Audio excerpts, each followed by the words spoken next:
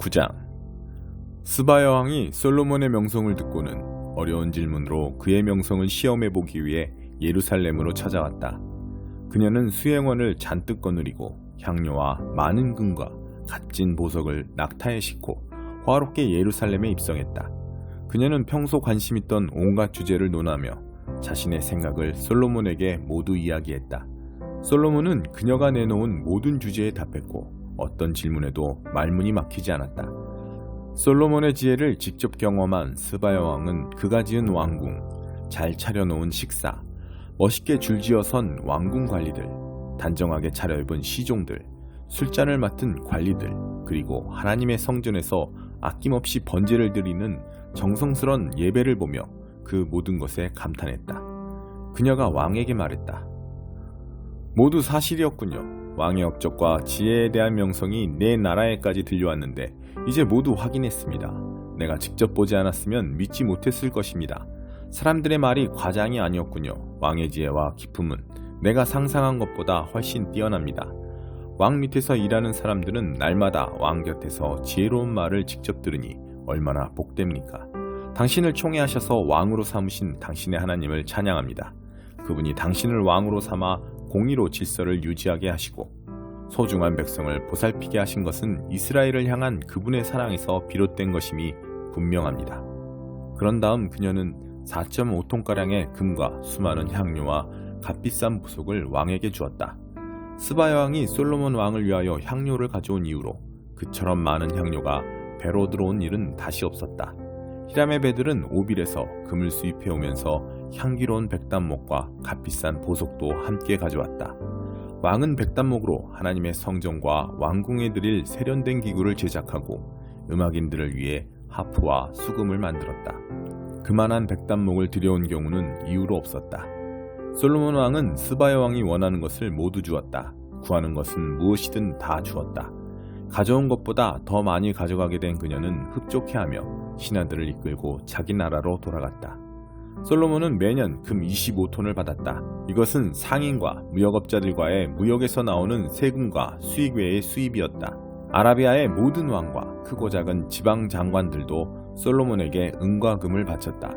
솔로몬 왕은 얇게 두들겨 편 금으로 사람 키만한 방패 200개, 방패 하나에 금 6.8kg씩 들어갔다. 방패 200개와 그 절반 크기의 작은 방패 300개를 만들었다. 그는 그 방패들을 레바논 숲 궁전에 두었다. 왕은 상하로 큰 보좌를 만들고 겉에 금을 입혔다.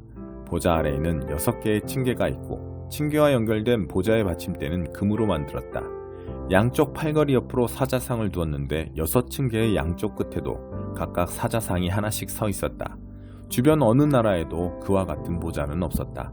솔로몬 왕의 잔과 컵은 금으로 만들었고 레바논 숲 궁전의 식기도 모두 순금으로 만들었다.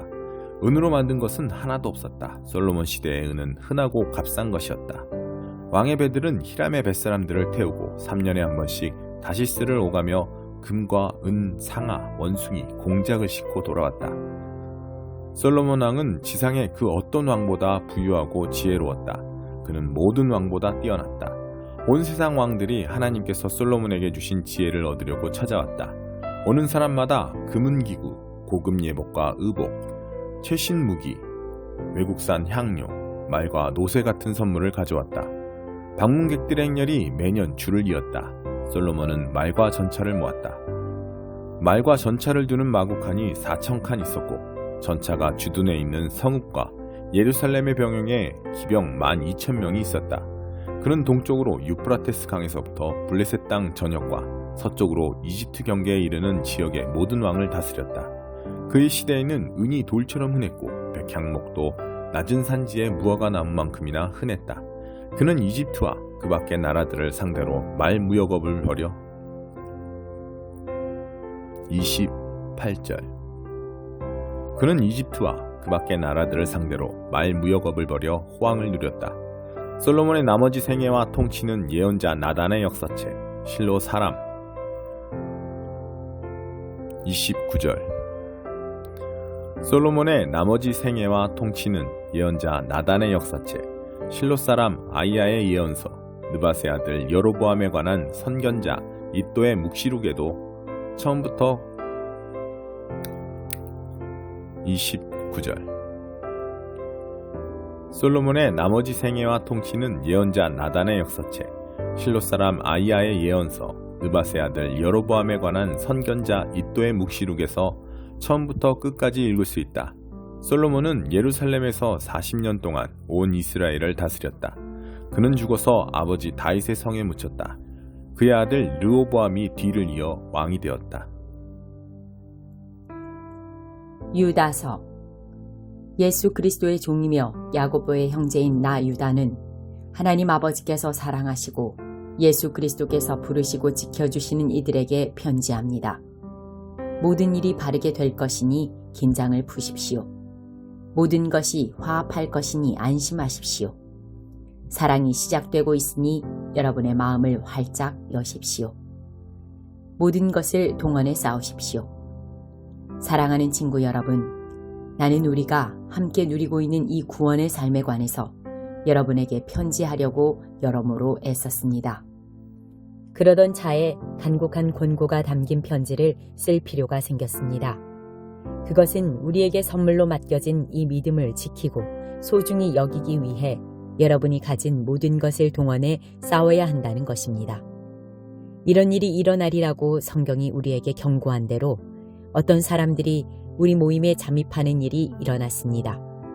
그들은 겉으로만 경건한 척하는 뻔뻔한 불안당입니다. 그들의 속셈은 우리 하나님의 순전한 은혜를 방종거리로 바꾸는 것입니다. 그것은 오직 한 분이신 우리 주 예수 그리스도를 제거하는 일이나 다름없습니다. 우주에서 길을 잃은 별들. 여러분이 이미 잘 알고 있는 내용이어서 새삼스럽게 여러분의 기억을 되살릴 필요가 없을 테지만 내가 할 수 있는 한 분명하게 제시하려는 것은 이것입니다. 간략하게 말씀드리겠습니다. 주님께서 그분의 백성을 이집트 땅에서 구원해 내셨지만 나중에 변절자들을 모두 멸하셨습니다. 또한 여러분은 사악한 짓을 일삼기 위해 자기 자리를 지키지 않고 내팽겨진 천사들의 이야기를 알고 있습니다. 그들은 지금 쇠사슬에 매여 캄캄한 곳에 갇혀 최후 심판의 날을 기다리고 있습니다. 그들과 똑같이 행하다가 성적인 황폐함에 빠진 소돔과 고모라와 그 주위 도성들은 또 다른 본보기입니다. 그 도성들은 불타고 불타도 완전히 타서 없어지지 않는 형벌을 받음으로써 지금도 여전히 경고의 표지 역할을 하고 있습니다. 최근에 잠입해 들어온 이 침입자들의 프로그램도 똑같습니다. 그들은 불륜을 일삼고 법과 통치자를 거부하며 영광을 진창으로 끌어넣습니다. 미가엘 천사는 천사장이면서도 모세의 시체를 놓고 마귀와 격렬한 논쟁을 벌일 때 함부로 모독적인 저주를 퍼붓지 않고 그렇게 해서는 안 된다. 하나님께서 그대를 처리하실 것이다. 하고 말했을 뿐입니다. 그러나 저 침입자들은 자기들이 이해하지 못하는 것은 무엇이든지 깔보고 조롱합니다. 그들은 자기들이 하고 싶어하는 것만 하고 짐승처럼 본능에 의지해 살다가 스스로를 파멸시키고 맙니다. 나는 그들을 생각만 해도 진저리가 납니다. 그들은 가인의 길을 따라 걸었고 탐욕 때문에 발람의 오류에 빠져들었으며 고라처럼 반역하다가 멸망당하고 말았습니다. 그들은 여러분이 함께 예배하고 식사할 때 나누는 여러분의 애찬을 망치는 자들입니다. 그들은 여러분의 평판을 떨어뜨립니다. 부끄러운 줄도 모른 채 흥청거리고 아무 것에도 얽매이려 하지 않습니다. 그들은 이와 같습니다. 바람에 떠밀려 사라지는 연기, 잎새와 열매도 없이 죽고 또 죽어서 뿌리채 뽑힌 늦가을 나무, 수치의 거품 외에는 아무것도 남기지 못하는 바닷가 거친 파도, 우주에서 길을 잃고 짙은 어둠을 향해 가는 별들. 아담의 7대손 에녹은 그들을 두고 이렇게 예언했습니다. 보아라, 주님께서 수천의 거룩한 천사들과 함께 오셔서 그들 모두를 심판하실 것이다. 저마다 뻔뻔스럽게 저지른 모든 모독 행위와 경건한 척하면서 불경스럽게 내뱉은 모든 더러운 말에 따라 각 사람에게 유죄의 판결을 내리실 것이다. 이들은 불평과 불만을 늘어놓는 자들로서 가장 큰 빵 조각을 움켜잡으려 하고 허풍을 떨고 자기들을 출세시켜줄 말이라면 무엇이든 짓거립니다. 그러나 사랑하는 친구 여러분, 우리 주 예수 그리스도의 사도들이 이런 일이 일어날 것이라고 일러준 것을 기억하십시오. 마지막 때에는 이 같은 일을 더 이상 진지하게 받아들이지 않는 자들이 나타날 것입니다. 그들은 이 일들을 농담처럼 받아들이고 경건을 자기들의 변덕과 욕망으로 변절시킬 것입니다. 그들은 교회를 분열시키고 자기들만 생각하는 자들입니다. 그들에게는 아무것도 없으며 성령의 표지도 전혀 없습니다. 그러나 사랑하는 친구 여러분, 여러분은 가장 거룩한 이 믿음 안에 여러분 자신을 세우십시오. 성령 안에서 기도하고 하나님의 사랑 한가운데 머무르고 두 팔을 활짝 벌려 우리 주 예수 그리스도의 자비를 기다리십시오. 그것이야말로 영원한 생명, 참된 생명입니다. 믿음 안에서 머뭇거리는 사람들을 너그러이 대하십시오. 잘못된 길을 걷는 사람들을 찾아가지 마십시오. 죄 지은 사람들에게 마음을 쓰되 죄는 너그럽게 대하지 마십시오. 죄 자체는 아주 나쁜 것이기 때문입니다. 여러분을 일으켜 주시고 자기 앞에 우뚝 세우셔서 여러분의 마음을 새롭고 기쁘게 해주시는 분, 오직 한 분이신 우리 하나님, 오직 한 분이신 우리 구주께 우리 주 예수 그리스도를 통해 영광과 위엄과 권능과 주권이 영원 전부터 또한 이제와 영원까지 있기를 바랍니다. 아멘. 스바냐 1장 심판의 날. 스바냐에게 임한 하나님의 메시지다. 스바냐는 구시의 아들이고 구시는 그다랴의 아들, 그다랴는 아마랴의 아들, 아마랴는 히스기야의 아들이다. 이것은 유다 왕 아몬의 아들 요시야가 다스릴 때 임한 메시지다. 내가 땅을 말끔히 청소하리라. 먼지 하나 남기지 않으리라. 하나님의 보고다. 사람도 동물도 새와 물고기도 죄를 일으키는 것은 무엇이든 없애버릴 것이다. 유다부터 시작할 것이다. 예루살렘 거주민들부터 시작할 것이다. 내가 거기서 음란한 바알 산당과 그 사제들을 흔적도 없이 쓸어버릴 것이다. 밤에 지붕 위로 살금살금 기어올라가 별신과 여신들에게 절하는 자들을 없애버릴 것이다. 하나님을 경배하면서도 다른 왕과 신들에게 절하는 자들, 그들도 없애버릴 것이다. 하나님을 완전히 내다버리고 하나님 생각이나 기도 한번 하지 않는 자들은 말할 것도 없다. 이제 입을 다물어라. 주 하나님인 내 앞에서 경건하게 침묵하여라. 시간이 되었다. 나의 심판날이 다가왔다. 거룩한 날이 정해지고 초대받은 손님들도 거룩하게 구별되었다. 그 거룩한 날, 하나님의 심판날, 내가 지도자와 왕들의 아들들을 벌할 것이다. 이방의 남녀 제사장들처럼 차려입고 다니는 자들, 이교의 기도와 행습을 들여오는 자들을 내가 벌할 것이다. 또 이교의 미신들을 수입해 들여오는 자들, 거룩한 장소를 지옥 구덩이로 만들어 놓은 자들을 내가 벌할 것이다. 심판날이다. 하나님의 보고다. 도성의 물고기 문에서 두려움에 떠는 울음소리가 들린다. 둘째 구역에서 공포에 질린 울음소리가 들린다. 언덕에서 와르르 무너져 내리는 굉음소리가 들린다. 거리에서 장사하는 사람들아, 통곡하여라. 돈벌이는 끝났다. 돈의 신은 죽었다. 심판날, 나는 예루살렘의 모든 구석과 복도를 샅샅이 훑을 것이다. 속 편하게 앉아서 자기만 편히 즐기고 살찌고 게으른 자들, 하나님은 아무 일도 하지 않으신다. 좋은 일도 나쁜 일도 하지 않으신다. 그분은 참견도 하지 않으신다. 우리도 그렇다고 말하는 자들을 벌할 것이다. 그러나 기다려보아라. 그들은 가진 것 전부를 잃게 되리라. 돈도 집도 땅도 다 잃을 것이다. 집을 지어 올려도 거기 들어가 살지 못할 것이다. 포도원을 만들어도 거기서 나는 포도를 맛보지 못할 것이다. 대낮에 흑암이 들여온 날, 하나님의 큰 심판날이 코앞에 닥쳤다. 카운트다운이 시작된다.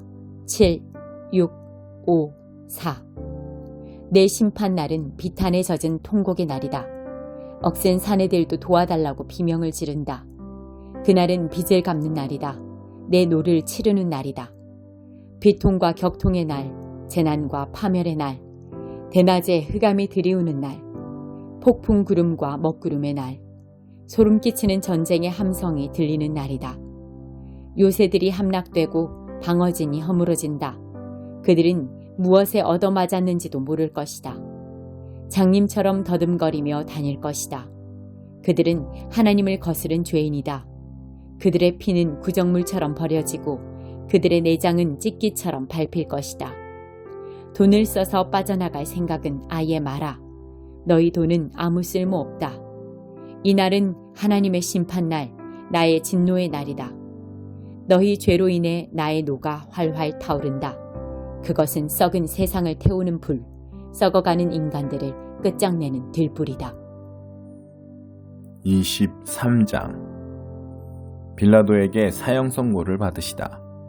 그 후에 그들 모두가 예수를 빌라도에게 끌고 가서 고발하기 시작했다. 그들은 말했다. 우리가 보니 이 사람은 우리의 법과 질서를 허물고 황제께 세금 바치는 것을 방해하고 스스로 메시아 왕이라고 말했습니다. 빌라도가 예수께 물었다. 내가 유대인의 왕이라는 이 말이 사실이냐? 예수께서 대답하셨다. 그것은 내 말이 아니라 내 말이다. 빌라도는 대제사장들과 함께한 무리에게 말했다. 나는 아무 잘못도 못 찾겠소. 내가 보기에 이자는 죄가 없는 인물 같소. 그러나 그들은 맹렬했다. 그 사람은 갈릴리에서부터 시작해서 이제는 온 유대 곳곳에서 평화를 어지럽히고 자신의 가르침으로 백성 가운데 불안을 조정하고 있습니다. 그는 평화를 위협하는 인물입니다. 빌라도가 그 말을 듣고 물었다. 그러니까 이 사람이 갈릴리 사람이란 말이오. 빌라도는 예수가 본래 헤롯의 관할이라는 것을 알고는 헤롯에게 책임을 떠넘겼다. 마침 헤롯은 며칠간 예루살렘에 와 있었다. 헤롯은 예수가 나타나자 기뻐했다. 그는 오래전부터 예수를 보고 싶어 했고 그분에 대한 이야기를 귀가 닳도록 들어왔다. 그는 예수가 무슨 대단한 일을 행하는 것을 보고 싶어 했다. 헤롯은 예수께 질문을 퍼부었으나 예수께서는 대답이 없으셨다. 한마디도 하지 않으셨다. 그러나 대제사장과 종교학자들은 곁에 서서 저마다 한마디씩 신랄하고 격한 소리로 그분을 고발했다. 헤롯은 크게 기분이 상해 예수를 자극했다. 헤롯의 병사들도 합세해서 조롱하고 비아냥거렸다. 그러고는 공들여 만든 왕의 복장을 그분께 입혀서 빌라도에게 돌려보냈다. 전에는 생전 가까이 하지 않던 헤롯과 빌라도가 그날은 둘도 없는 사이가 되었다. 빌라도가 대제사장과 통치자와 다른 사람들을 불러들여 놓고 말했다. 여러분은 이 사람이 평화를 어지럽힌다고 해서 나에게 데려왔소. 내가 여러분 모두가 보는 앞에서 그를 신문해 보았으나 여러분의 고발을 뒷받침할 만한 것을 하나도 찾지 못했소. 헤롯 왕도 혐의를 찾지 못해 이렇게 무혐의로 돌려보냈소. 이 사람은 죽을 만한 일은 고사하고 아무 잘못도 없는 것이 분명하오. 그러니 조심하라고 경고해서 이 사람은 풀어주겠소. 그러자 무리가 격해졌다. 그 자를 죽이시오. 우리에게 바라바를 주시오. 바라바는 그 도시에서 폭동을 일으키고 살인을 저지른 죄로 감옥에 갇혀 있었다. 그럼에도 빌라도는 예수를 놓아주고 싶어서 다시 분명히 말했다. 그러나 그들은 계속 소리쳤다. 십자가에 못 박으시오. 그 자를 십자가에 못 박으시오. 빌라도가 세 번째로 나섰다. 그러나 무슨 제목 때문이오? 나는 이 사람한테서 죽일 만한 죄를 찾지 못했소. 조심하라고 경고해서 이 사람을 풀어주겠소. 그러나 무리는 고함을 치면서 예수를 십자가에 못 박으라고 막무가내로 우겼다. 결국 그들의 고함 소리가 빌라도의 말문을 막았다. 빌라도는 잠자코 그들의 뜻을 들어주었다. 그는 폭동과 살인죄로 감옥에 갇혀있던 사람을 풀어주고 예수를 그들에게 넘겨주어 그들이 원하는 대로 하게 했다. 십자가에 못 박히시다. 그들이 예수를 끌고 가다가 마침 시골에서 올라오던 구레네 사람 시몬에게 십자가를 지워 예수의 뒤를 따르게 했다. 큰 무리가 뒤를 따랐고 여자들도 함께 따라가면서 슬피 울었다. 예수께서 여자들을 돌아보며 말씀하셨다. 예루살렘의 딸들아, 나를 위해 울지 마라. 너희와 너희 자녀들을 위해 울어라. 사람들이 이렇게 말할 날이 올 것이다. 임신하지 못한 여자는 복되다. 아이를 낳아보지 못한 태는 복되다. 젖을 먹인 적 없는 가슴은 복되다. 그때 사람들이 산에다 대고 우리 위로 무너져 내려라 하고 언덕에다 대고 우리를 덮어버려라 하고 외칠 것이다. 사람들이 살아있는 푸른 나무에도 그렇게 하는데 말라버린 나무에는 어떻게 할지 상상이 되느냐. 다른 죄수 두 사람도 사형을 받으러 예수와 함께 끌려갔다. 해골 언덕이라는 곳에 이르러 그들이 예수를 십자가에 못 박았다. 두 죄수도 하나는 그분 오른쪽에 다른 하나는 왼쪽에 못 박았다. 예수께서 기도하셨다. 아버지, 이 사람들을 용서해 주십시오. 이 사람들은 자기들이 무슨 일을 하는지 모릅니다. 그들은 주사위를 던져 예수의 옷을 나눠 가졌다. 사람들이 거기 서서 예수를 구경했고 주모자들도 비웃으며 말했다. 저가 다른 사람들은 구원했는데 자기 자신도 구원하는지 보자. 하나님의 메시아라고? 선택받은 자라고? 아하. 병사들도 다가와 예수를 조롱하고 비웃었다. 그들은 신포도주로 그분께 건배를 제안했다. 유대인의 왕이여, 너나 구원해보아라. 예수의 머리 위에는 이 사람은 유대인의 왕이라고 쓴 팻말이 붙어 있었다. 함께 달린 죄수 가운데 한 사람도 그분을 저주했다. 너는 대단한 메시아가 아니냐. 너를 구원해보아라. 우리를 구원해보아라. 그러나 다른 죄수가 그의 말을 막았다. 너는 하나님이 두렵지도 않느냐. 이분은 너와 똑같은 일을 당하고 있다.